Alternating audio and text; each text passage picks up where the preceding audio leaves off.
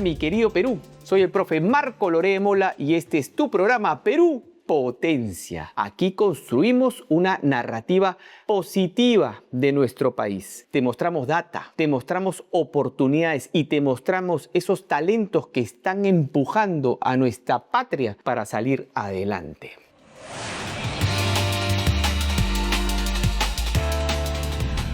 La Huaca China ha sido reconocida por la National Geographic como uno de los oasis más bonitos del mundo. Ha destacado que es el único oasis natural de Sudamérica. Dime si no tenemos riquezas en nuestro país. Y ahora a conocer a nuestro peruano potente, que seguramente nos va a dar una cátedra de su tema. Vamos a aprender e inspirarnos. Vamos para allá.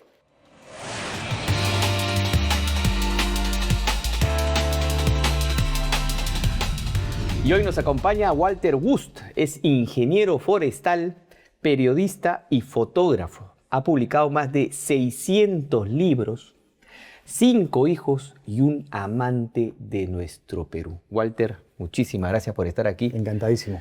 ¿Cómo hace para esas fotos reflejen la naturaleza, reflejen esa belleza? ¿Cómo lo logras? Chamba, tiempo, práctica y estar enamorado de mi Perú. Pues lo que hago es tratar de que lo que veo y lo que fotografío inspire a la gente, como me inspira a mí, ¿no? Cuéntanos un poco tu trayectoria para entender cómo así empezaste y lo que has ido descubriendo, ¿no?, en tu camino por el Perú. Mira, yo comencé no fotografiando, sino escribiendo. Quería ser investigador, científico. Pasé mis primeros años, incluso antes de entrar a la universidad, en el MANU, trabajando con biólogos norteamericanos, y descubrí que existía la ciencia. Fue una revelación, una de las primeras revelaciones. ¿Estabas con tu papá por allá, imagino? No, ¿qué papá? No. ¿Viajabas solo? Decidí, mientras había ingresado a la agraria por la pre, pero no comenzaba la universidad hasta abril. La agraria tenía exámenes una vez al año, entonces yo tenía libre de diciembre a abril, que quería ir al MANU. Había visto unas fotos del MANU tomadas por un fotógrafo suizo, y dije, yo quiero conocer este lugar. Yo tenía 17 años y averiguando, pues me enteré que había un investigador norteamericano que se llamaba Charles Mann III, que era el único extranjero que venía a estudiar algo de fauna al MANU en verano, porque el resto va en la época seca. ¿Por qué este gringo iba en verano? Porque estudiaba guacamayos y los guacamayos anidan en verano. Entonces, como no había internet, no conocía yo la cara de este señor, él no sabía que yo existía en el planeta, decidí irme al Cusco a esperarlo, porque las personas que entraban al MANU partían del Cusco. Afortunadamente también había un vuelo al día a Cusco. Hoy hubiera sido imposible ese esquema. Entonces me dijeron, llega el 1 de enero todos los años. Así que estuve yo desde el 31, por si acaso, en el aeropuerto, cuando llegó el avión de Aeroperú, y pregunté a 2 o 3 gringos que tenían pinta de Charles Mann III, ninguno era. El 1 de enero tampoco, el 2 de enero tampoco, y el 3 de enero, en mi última opción, llegó este gringo, que tenía toda la pinta de un investigador. Y le digo, ¿usted es Charles Mann III? Sí, me dijo. Yo soy Walter Wust, quiero ir al MANU, gratis. Usted me paga el pasaje de entrada y salida y yo chambeo y conozco. Y me dijo, ok, pero son 3 meses. Y yo, ¿3 meses? Yo pensaba irme 15 días, ¿no? Y me fui 3 meses al MANU, un viaje como épico, ¿no?, para mí. Y ahí descubro la ciencia y me doy cuenta que todo el conocimiento sobre la naturaleza podía ordenarse, podía organizarse, pero sobre todo podías vivir de eso. Entonces comencé a escribir mis papers, mis artículos científicos y publicar, pues, las aves de los pantanos de Villa, las aves de Arrupac, las aves de Genaro Herrera en Iquitos, y ahí andaba yo feliz convirtiéndome en científico. Pero de pronto, nuevamente por esas cosas de la vida, siempre digo, yo tengo un refrán que dice, si quieres hacer reír a Dios, cuéntale tus planes. La mejor verdad de la vida, ¿no? Entonces, yo quería ser científico y de pronto se da la oportunidad de hacerme cargo de la página de ecología de un diario importante en el Perú.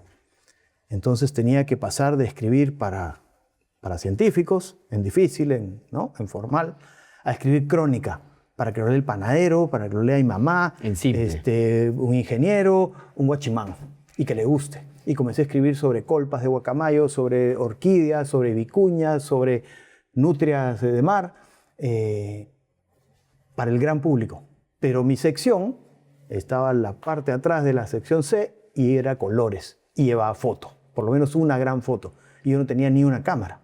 Entonces lo que hacía era pedirle fotos a mis amigos científicos y me mandaban duplicados de diapositivas desde los Estados Unidos, desde donde sea, pero llegaban tarde. Los negativos. Los editores estaban locos y me dijeron, Walter, esta vaina no está caminando. Los jueves se tiene que cerrar tu sección y llegamos tarde siempre. O sea que te compras una cámara o esto no camina. Y les pregunté qué cámara me tenía que comprar. Algún amigo de la universidad me dijo, esta Nikon FM2, esas de metal plateaditas que servían hasta para clavar clavos, ¿no? Claro. Y comencé a tomar mis fotitos y comenzó a funcionar. Con esa buena combinación de poco presupuesto, harta presión, ¿no? Y comenzó a funcionar. Era como, yo siempre digo, es como que uno estudie cocina y los primeros platos que vas preparando van a ser pagados por alguien en el salón del restaurante. Y tú no has cocinado nunca. O sea, es tu primera vez. Era tu primera vez, ¿no? Entonces fue funcionando y me di cuenta que no solo la fotografía era una posibilidad de generar ingresos, sino que el combo de escritor, entre comillas, y fotógrafo era un combo potente que le solucionaba el tema a cuanta revista y diario aparecía en Perú y quería hablar sobre naturaleza. Entonces me convertí como que en la persona que era el encargado de los temas de los animales, ¿no? O sea, si me entrevistaba a un canal de televisión, me ponían una maceta atrás, yo era el verde, pues. Y por cuestiones de la vida siempre estuve como que en el momento adecuado, en el lugar preciso. Y esa ha sido como la historia de mi vida, casualidad tras casualidad. Pero definitivamente has estado en el momento, ¿no? En el momento adecuado, en el lugar preciso, porque te la has buscado. Es que no puedes parar de buscar. Yo le digo a los chicos, tienen que tener hambre. O sea, esa es la clave de la vida, en lo que quieras hacer. Si quieres ser poeta, si quieres ser heladero o si quieres ser empresario, tienes que tener hambre. Y eso significa salir a buscártela. Salir a buscártela. Salir a buscártela. Has logrado 600 libros. Tal vez eres la persona con mayor cantidad de libros en el Perú, tranquilamente. En el Perú, sin duda, y posiblemente en Latinoamérica también, ¿no? Sobre todo libros vinculados a naturaleza, a cultura, a gastronomía, a arqueología, ¿no? Que son las cosas que me encantan. National Geographic te llamó, queremos que escribas para nosotros. Entiendo que son muy exigentes, Sí. que te van a pedir todas las fuentes necesarias. ¿Cómo fue eso? Claro, era un honor, ¿no? Los primeros 3 segundos dices, wow, qué honor. A partir del segundo 4 tienes pánico, ¿no? Porque dices, ¿y ahora cómo hago, no? Entonces, el primer encargo fue hacer un artículo sobre las Islas Galápagos. Yo nunca había ido a las Galápagos, pero no me preguntaron si había ido, pues. Entonces yo dije, yo lo hago igual. Y Tú siempre dices sí, por lo visto, ¿no? O sea, normalmente tu respuesta es sí. Y una de las cosas que le he enseñado siempre a mis hijos es, si tienes miedo del paso que vas a dar, es que estás creciendo. Eso es clave. Y no hay que tener miedo. O sea, está bien tener miedo, pero es solamente algo que te acompaña, ¿no? Entonces leí todo lo que pude sobre las Galápagos. Piensa que eran los años 90, no había internet. Entonces, si querías buscar un libro sobre las Galápagos, tenías que ir a la biblioteca de algún lado o pedirle a los amigos de tus primos y quien sea. Y había 5 libros de eso. Y habían 5, pues, ¿no? Y me inspiré y escribí un texto lindo que olía a mar. ¿Te das cuenta? ¿No? Y les gustó. Y me dijeron, oye, ¿quieres hacer otro? Sí, claro. Los bosques de la Patagonia. Tampoco conocía la Patagonia. Pero como no preguntaron, me fui a la Patagonia leyendo libros. Me fui imaginariamente, ¿no? Y les gustó y finalmente logré hacer 5 artículos, ¿no? Ya vino el Amazonas, que sí conocía, Paracas y otros más, ¿no? Vámonos a un corte y quisiera conversar sobre cómo podemos nuestra gran biodiversidad capitalizarla, ¿ok? Vámonos a un corte y ya regresamos. Perú Potencia llega gracias a Fundación Romero, CIP y Grupo DC.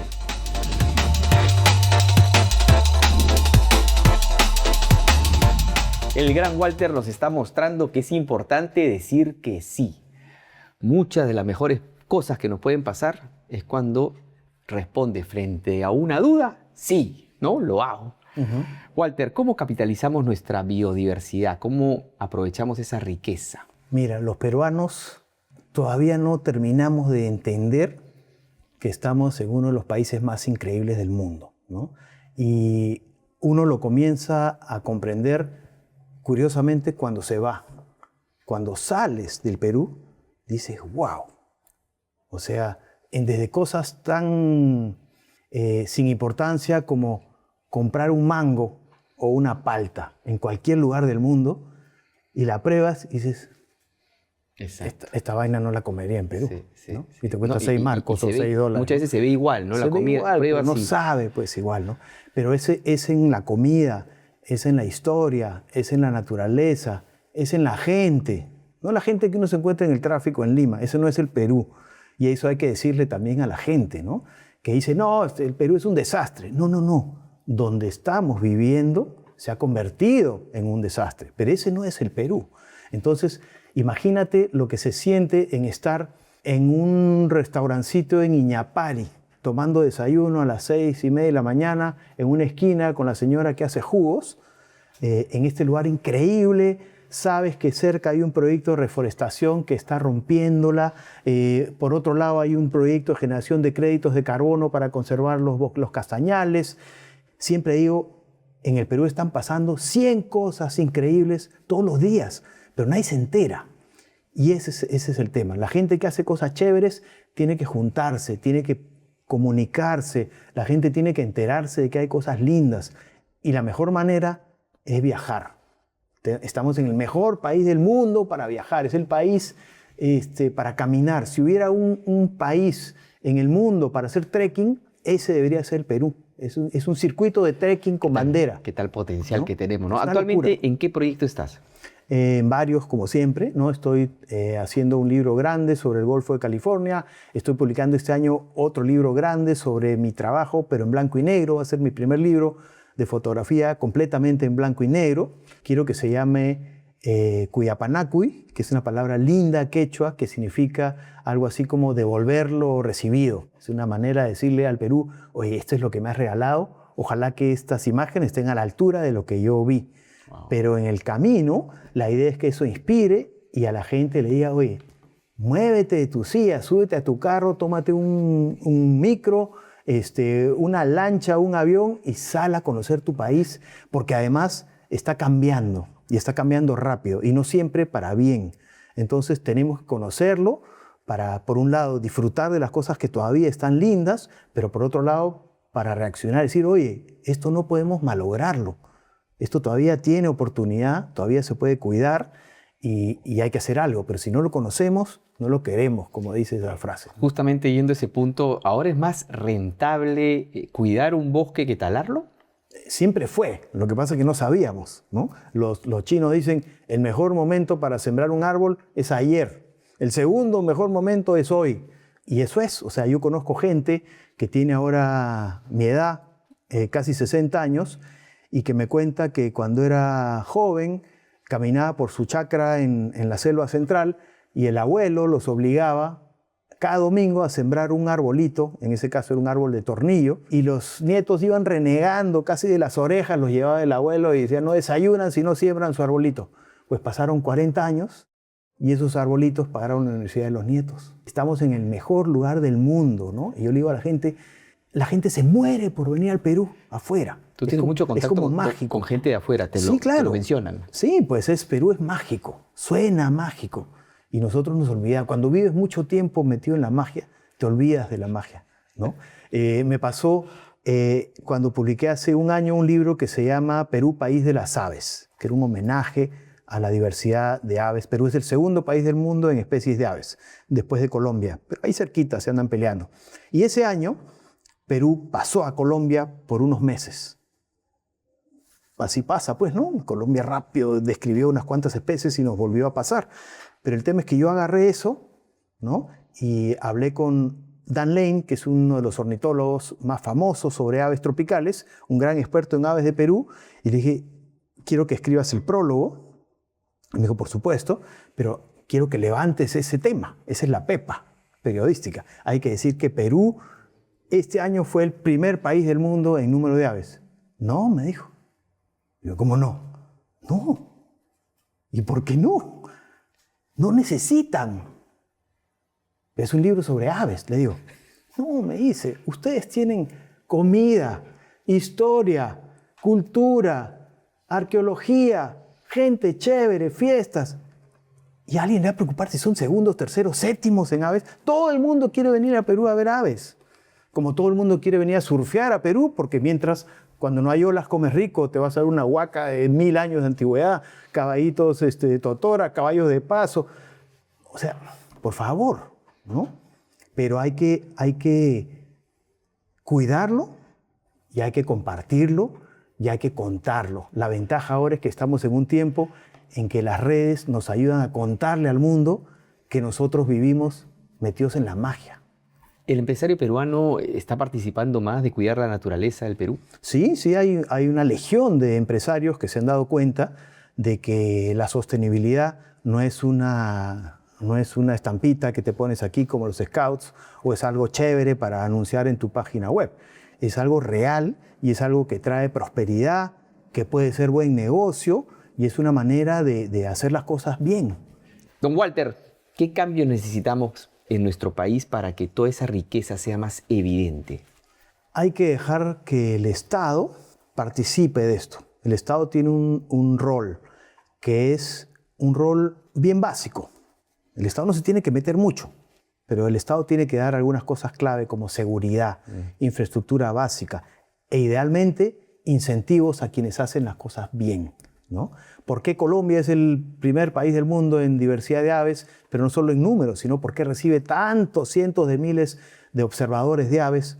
Ecuador es otro país que es una potencia en la observación de aves y Perú no, teniendo todo lo que les dije, es porque falta premiar a la gente que hace las cosas bien, ¿no? Y no la tienes que premiar dándole cosas, dándole dinero, sino quitándole trabas, ¿no?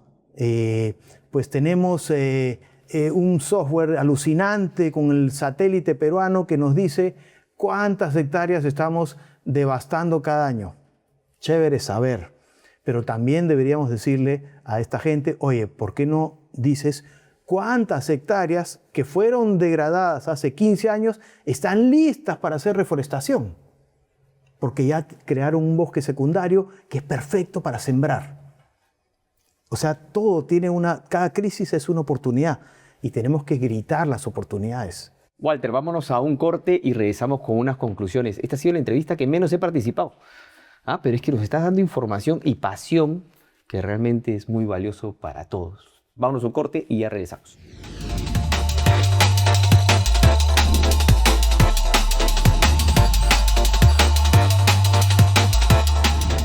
Qué bonita la entrevista del día de hoy. No siempre es posible salir a ver nuestra naturaleza, a recorrer nuestro país y por lo menos a través de Walter nos hemos sentido allá afuera, ¿no? En cualquier momento uno puede tomar la mochila, puede agarrar el carro. Es lindo realmente recorrer el país, es maravilloso y la gente sobre todo es maravillosa. Walter, vámonos con las 3 conclusiones del día de hoy. La primera, ¿existe la casualidad? Sí. Creo que la casualidad es una combinación de factores en los cuales tú no intervienes. Pero no solamente basta con saber que existe la casualidad, hay que saber caer parado. Tienes que saber que en cualquier momento va a pasar algo que no estabas esperando. Tienes que ser consciente que lo que tú ves es un pedazo muy pequeñito de una gran imagen que es tu vida y que no sabes qué es lo que viene. Entonces tienes que estar preparado, caer parado, con buena onda, porque tú determinas en base a esa serie de casualidades qué es lo que vas a hacer en el siguiente paso. Es una oportunidad, ¿no? Las oportunidades se van dando, esa casualidad se disfraza con oportunidad y uno tiene que chaparlas, estar preparado para esas oportunidades. Segunda conclusión, si tienes miedo del paso que vas a dar, es porque estás creciendo. Hermoso. Sí. Yo podría decir que el miedo me ha acompañado a lo largo de la vida porque siempre se me han aparecido oportunidades que eran grandes, pero que me daba miedo de hacer. Y en el fondo decía, entonces esto está bien, pues. Quiere decir que voy por buen camino, ¿no? Entonces no hay que tener miedo de crecer y no hay que tener miedo de evolucionar, ¿no? Me preguntan, ¿cuál es tu mejor foto? No sé, todavía no lo he tomado. ¿Cuál es tu mejor libro? El último, pues, o el que viene, ¿no? Hay que tener eso siempre en la cabeza. Y la última conclusión la rescato de un comentario que dijiste: donde estamos viviendo actualmente se ha convertido en un desastre, porque debemos entender que sí, se ha convertido, pero sí también podemos retroceder ese proceso, ¿no es cierto? Podemos volverlo a convertir la maravilla que la mayoría de la historia del Perú ha sido. ¿Sí o no? Lo que pasa es que Lima es un desastre, pero es nuestro desastre, es nuestra casa. Entonces, si hay que limpiar la casa, pues la gente tiene que sentirse vinculada a su casa, ¿no? A su sitio, a su entorno. Claro, no vivimos pues en una ciudad con bosques y ríos preciosos, no tenemos casi ni cielo en Lima, ¿no? Pero lo que tiene que pasar es que si alguien se pasa una luz roja, está mal. Pero si alguien se pasa una luz roja en mi barrio, me tiene que sublevar y me tiene que dar rabia. Y si todo el mundo comienza a tener esa reacción, ese sentimiento sobre la casa cada vez más grande, nos vamos a dar cuenta que nuestra casa es el Perú. Y tenemos que sentirnos igual cuando le hacen eso al Perú, cuando le hacemos eso al Perú. Y ahora, mi querido Walter, vamos a una parte del programa donde deseamos pensar en grande, pensar juntos y soñar. Tienes que coger un grupo de cartas, me la entregas. Esta acá, el grupo de potenciales. Y tienes que coger una de las 5 cartas. A ver, permítame. Dice así, una sola pregunta. ¿Qué limitación sobre el Perú deberíamos abandonar? La idea de que nuestro país es un desastre y que no tiene solución, ¿no?